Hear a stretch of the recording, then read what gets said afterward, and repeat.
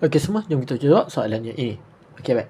Sekarang ni 3x sama dengan 1/2 tolak x. Okey, seperti biasa, kalau jumpa soalan-soalan macam ni, kita kumpulkan x dengan x, bukan x dengan bukan x. Okey, jadi pindahkan inilah.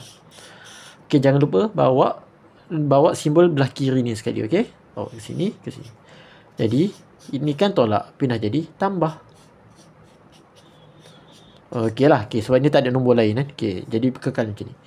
Jadi 3x tambah 1x jadi 4x. Okey, lepas tu pindah. Okey, pindah jadi apa? Pindah jadi.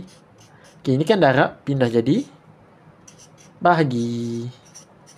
Okey, pindah, tekan je kalkulator lah kalau nak senang. Kalau kalkulator nak senang, dia akan jadi 1/8. Okey, tapi kalau nak buat jugalah.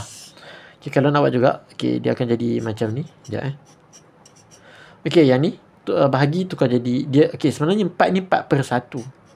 Okey, kalau ni, kalau guna konsep ni, yang sebelah sini yang saya akan ajar ni, okey, bahagi ni jadi darab.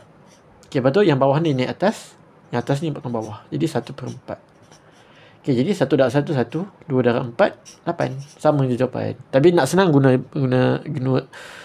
je lah kalkulator, senang sikit. Okey, itu saja. Jangan lupa like, subscribe. Terima kasih. Assalamualaikum.